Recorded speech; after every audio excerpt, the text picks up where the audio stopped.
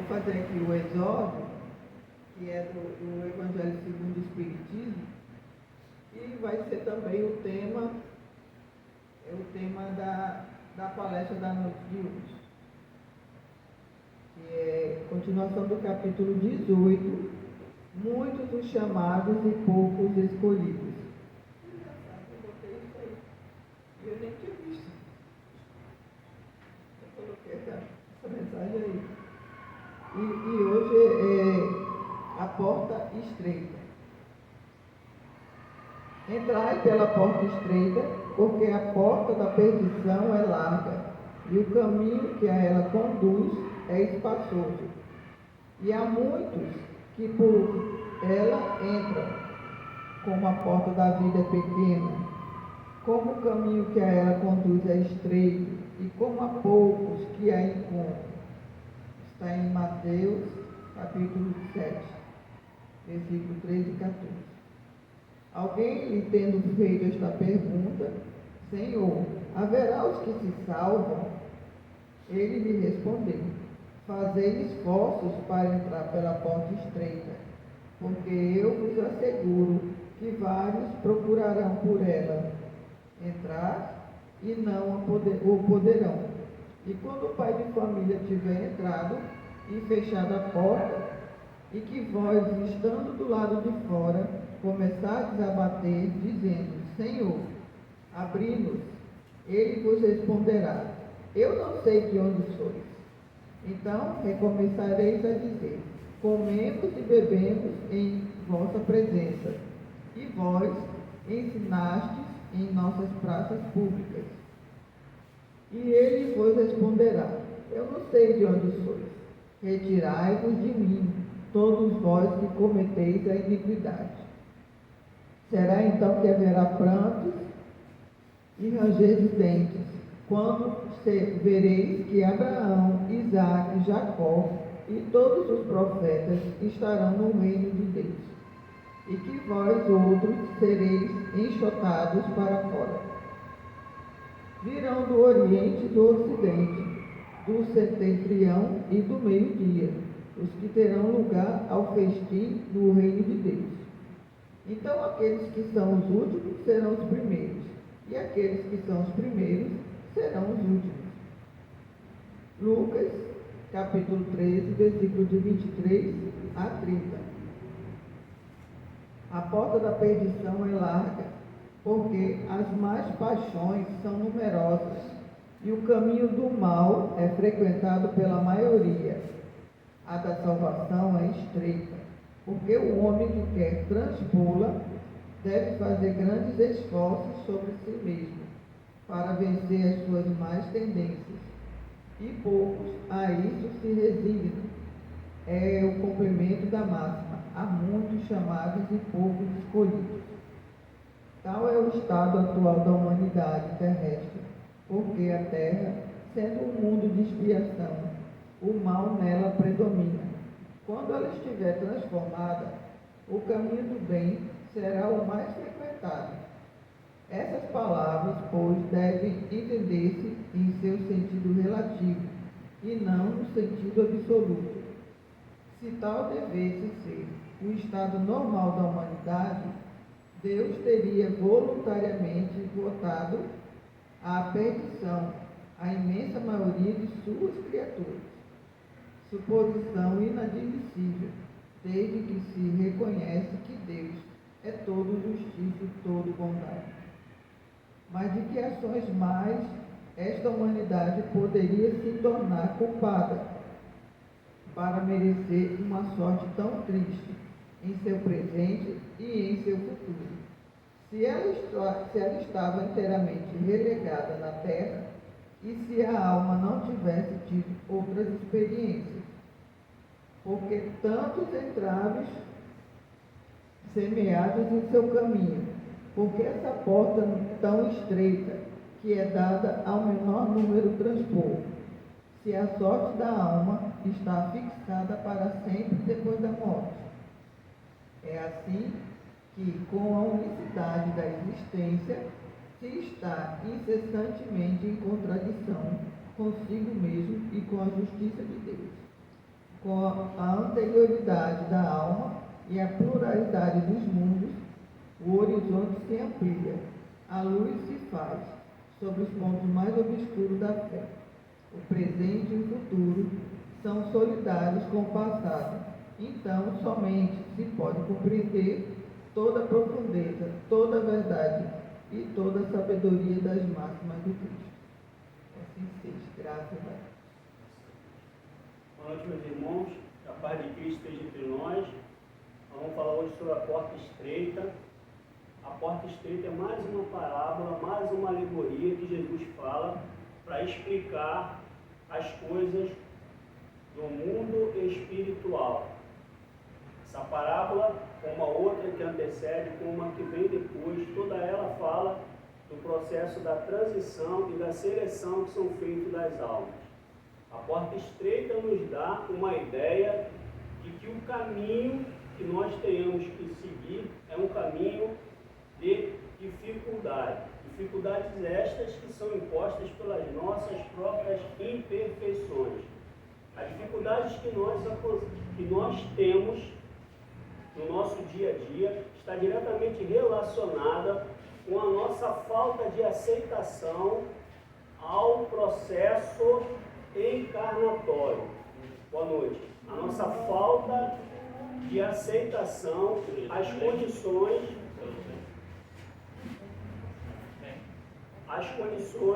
que são impostas a nós, condições estas que foram acertadas antes no processo de encarnação. Então, as dificuldades que você vai passar aqui são as dificuldades que você, de uma certa forma, escolheu. Quando você está no plano espiritual, você tem toda a vontade de vir para o plano material, porque você sabe que aqui você será testado. E lá você aceita e pede todas as situações possíveis para você, já com consciência, sair daquele estado que você se encontra e ir adiante. Ou seja, você quer, é como se você fosse chegar para uma corrida, você pega o melhor tênis, a melhor roupa, que vai te dar uma condição para você se desempenhar bem ali naquela corrida. Só que depois que você começa aquela corrida, você começa a ver que aquele tênis e aquela roupa não vão lhe dar uma condição tão melhor assim. Você vai ter a caminhada, a corrida que você vai fazer, aí ali tem o sol, ali tem a distância, aí você vai ter a subida, vai ter a sede, vai ter a fadiga, e você vai desanimando. E depois você vai percebendo que para você continuar naquela corrida, você tem que cada vez mais se esforçar. E esse é o ponto em que nós nos encontramos. É o ponto em que você tem que se esforçar, mas você acha que, na verdade, você é vítima. Você tem que receber mais. E você foi enganado, aquele tênis não era tão bom assim, aquela roupa não, né, que é uma roupa refrigerada, que retém o calor. Hoje em dia tem alguns atletas usam. Elas também não vão te dar tanta condição assim. Porque você começa a se colocar numa situação em de que tudo aquilo que está ali, que até então era para seu benefício, não é tão mais a seu benefício assim. Porque quando a gente chega aqui, grande parte daquilo que a gente...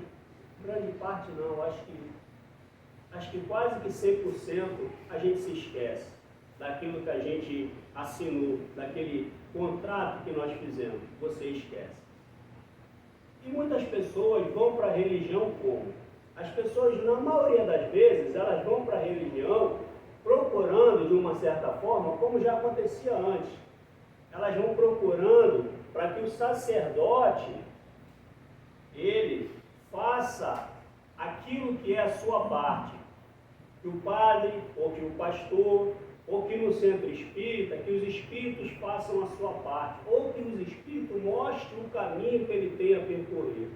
Meus irmãos, a gente tem todas as ferramentas que foi dada por Deus na lei natural para conseguirmos chegarmos ao objetivo pelo qual é a encarnação. A religião, ela tem como fundamental a ligação, religar você a Deus. É fazer você lembrar de uma coisa que você deveria lembrar todos os dias. Nós deveríamos, a todos os dias, dedicar um tempo do nosso tempo, né, a Deus. Só que a gente não faz isso. E aí a gente precisa da religião. Até aí está tudo bem.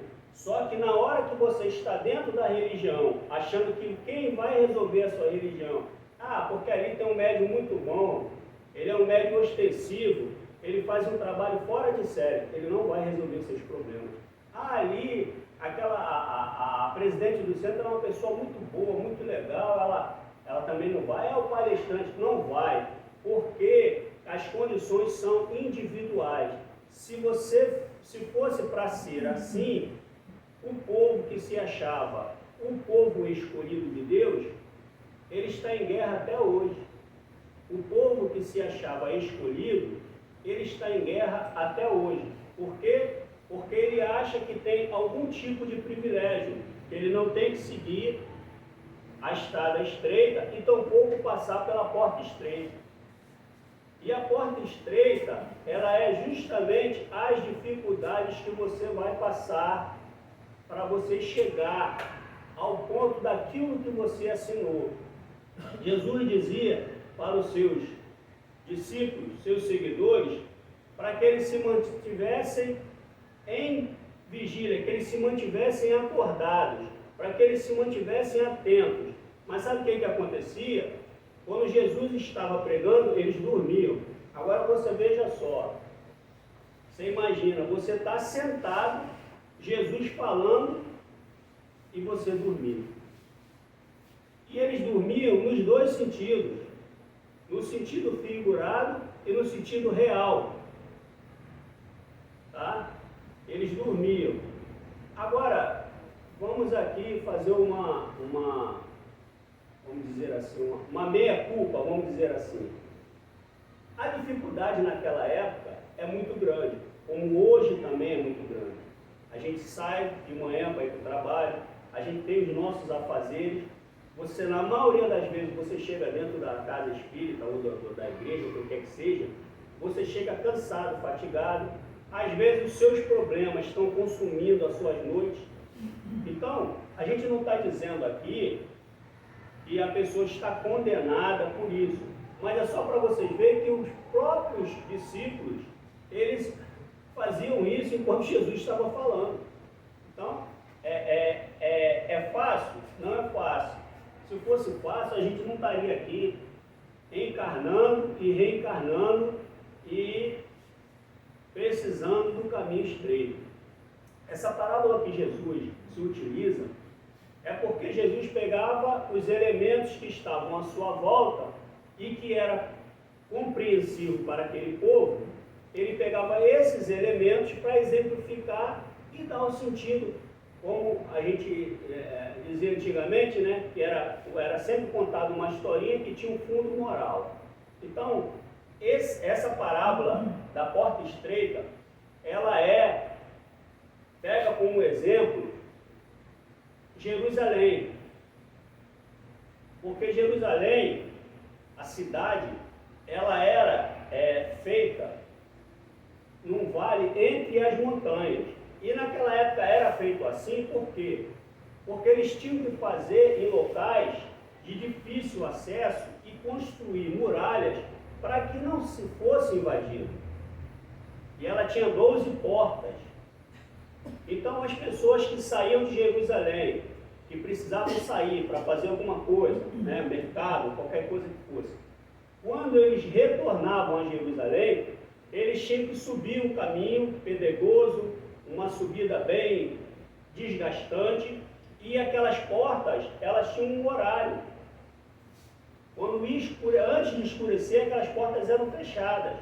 Então, se a pessoa estivesse na rua e fosse para a cidade de Jerusalém e ela se atrasasse, ela ia ficar lá de fora, porque aquelas portas iam ser fechadas. Então Jesus pega como base para essa parábola o próprio a própria cidade de Jerusalém, da fortaleza que era construída. A dificuldade que as pessoas teriam para chegar lá se fosse fora dessa situação aí.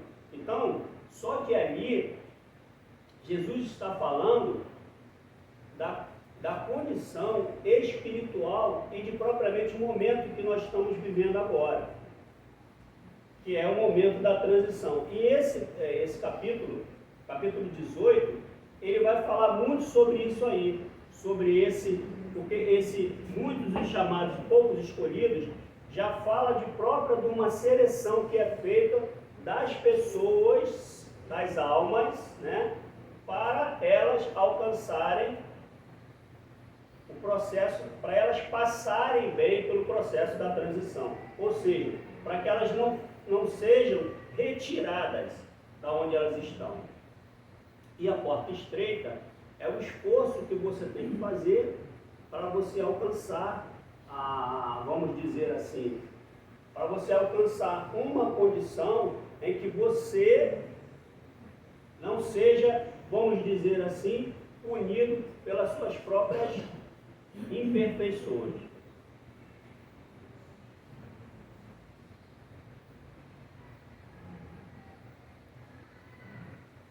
E Jesus, quando ele fala dos profetas, ele está alertando a nós, ele está nos alertando, ele está dizendo assim: olha, os profetas já vieram até vocês, eu já mostrei o caminho a vocês, só que agora, daí para frente, vocês estão, vamos dizer assim, por sua própria conta, vamos dizer, entre aspas. Por quê? Porque todo o auxílio já foi chegado e o tempo da colheita, o tempo da seleção, ele já está chegando. Vou voltar para a gente entender melhor. Quando ele fala dos profetas, ele já está dizendo que toda a mensagem já foi lançada e que ele mesmo veio e que ele explicou como funcionaria isso e que agora é o tempo de nós seguirmos com as nossas próprias pernas. E as religiões, eu não vou falar só da nossa religião, mas as religiões, de uma forma em geral, elas já vão mostrando também, porque eles também têm consciência dessa transição. Eles também têm consciência, ainda que eles falem de uma outra forma, mas nas outras religiões também já se fala do momento que a gente está vivendo hoje. Tá? Não vou dizer que todas, mas algumas já falam. Por quê? Porque é chamada a hora crucial, a hora em que você precisa verdadeiramente passar por esse caminho estreito, por essa porta estreita, para você não... Porque quando ele diz lá atrás que você vai bater na porta e que essa porta vai estar fechada e que você vai dizer que estava no meio, eu estava lá, eu fui, mas porque as pessoas sempre pegam, né, nós sempre pegamos, às vezes, algumas desculpas, né? E aí nós vamos alegar assim: não, mas eu estava lá, eu frequentava a igreja, eu frequentava a casa espírita, eu frequentava o templo, eu frequentava... Não, mas eu tenho... Sim, mas a questão não é aonde você está, e sim o que você faz com o conhecimento que você tem hoje. Porque todas as informações já foram dadas e não tem como mais você negar que você desconhece. Não, eu desconheço isso. Não, eu não sabia que existia uma transição, eu não sabia que existia um momento, eu não sabia que tudo aquilo que foi passado por Cristo para mim, pelos profetas, que aquilo ali deveria ser cumprido. Eu não sabia que as leis de Deus, elas eram postas aqui, mas que eu tinha que seguir as leis de Deus. Eu achava que as leis de Deus eram só para os religiosos, era só para quem queria ser diferente. não é mais assim. E quando se fala do sofrimento, do ranger de dente, são as próprias consciências. Porque na hora que vocês imaginem, vamos dizer assim, se você vai para uma festa de penetra e chega alguém lá e pede para você se retirar dessa festa, porque você não tem que estar ali, você passa a maior vergonha, não é assim? Você vai se sentir, né? Eu já fui para muita festa de penetra, já fui expulso de algumas também, mas há muito tempo atrás. Mas é uma coisa constrangedora, porque você vai estar no local e às vezes a gente está ali, entra de penetra, encontra com os outros colegas nossos, a gente fica ali à vontade, pensando que a gente está ali abafando. A gente vai lá no meio do salão, dança, não sei o que e tudo. Só que na hora que chamam você para sair da festa, a primeira coisa que você pensa é na vergonha. A segunda é os teus colegas que estão lá contigo. E você vai ter que sair. Né? A terceira é que na maioria das vezes você botou uma roupa legal, foi para lá e tudo, e você vai. Então assim, né, quando for feita essa seleção, a gente vai deixar muitas pessoas queridas. Caso, vamos dizer assim, caso a gente não fique, né? Caso a gente tenha que ser, vamos dizer de uma forma, caso que a gente tenha que ser convidado a se retirar do planeta, né? Então, vai haver um sofrimento, porque se o sofrimento a gente já tem no desencarne, né? Quando a gente perde um ente querido, quando a gente perde uma pessoa nossa, a gente sofre no desencarne, mesmo sabendo que a gente vai encontrar com essa pessoa depois. Agora, imagine na hora que a gente sabe que não vai mais encontrar aquela pessoa. Mas isso aqui é como estou falando, entre aspas, porque todos nós estamos fadados a evoluir. Toda a criação de Deus, ela evolui. Não tem nada na criação que não evolua. Há o propósito da evolução. Por isso que é dado todas as ferramentas. E nós temos todas as ferramentas para evoluir. Então, um dia, nós todos vamos ser felizes, porque estamos fadados a isso. Agora, na hora que você é retirado, na hora que você não pode estar mais na regeneração, você tem que continuar em provas e expiações, você tem que continuar em mundos inferiores ao mundo que está se formando, você vai sofrer tudo de novo. E aí essa sua consciência vai ser despertada. Então, obviamente, esse choro e ranger de dente é por isso. É porque você vai ter que passar o processo todo novamente. É como se você tivesse faltando um bimestre para a sua formatura e de repente, porque alguma coisa aconteceu no meio daquele caminho ali, uma nota que foi errada, ou de repente aquela instituição ali não era reconhecida, tinha alguma coisa errada, e você vai ter que fazer todo o esforço novamente. Porque alguma coisa ali não estava correta, então você vai ter que voltar tudo novamente. E toda vez que a gente tem que voltar a fazer tudo novamente, a gente tende a sofrer, né? Porque se a gente já sofre com as provas normais que foram colocadas de acordo, obviamente existem espíritos que eles não têm condição. A encarnação dele, ele não tem condição de opinar em nada. É como se ele estivesse dormindo e os espíritos superiores fossem lá e fizessem o processo todo para ele. Isso aí existe, sim. Mas eu estou falando que de uma forma em geral, nós temos consciência, porque temos algum tipo de evolução e ganho que nos permite participar disso daí. Mesmo porque no processo da encarnação, do planejamento das encarnações, ele sempre visa para que o indivíduo consiga, para que aquele espírito consiga, atinja o ponto. Então, é feito, acordado ali, para que ele possa ter consciência do que lhe espera, para que ele possa ter êxito. Porque quando a gente fala na porta estreita, se a gente for pegar o pé da letra, a gente tem que ver o que está por trás da letra. Mas se a gente for pegar o pé da letra, parece que é uma coisa ali muito severa, de que você vai passar por todas as dificuldades, que você vai ter que fazer. Não é bem assim. Não é bem assim. O que vai fazendo as nossas, né? Tanto que é feita a pergunta a Jesus, que a pergunta que é feita visando o quê? Saber se ele vai para o céu ou se ele vai para o inferno. Ele quer saber ali, eu vou ser salvo, mestre? Quem vai ser salvo? Então ele quer saber de céu e de inferno. Só que o céu e o inferno é um estado mental, não é um espaço físico. Ele está em você. Você pode vir com todas as dificuldades para uma encarnação e você passar por essa encarnação como se você estivesse no céu. Porque o seu estado mental não deixa que as dificuldades façam da sua vida um inferno.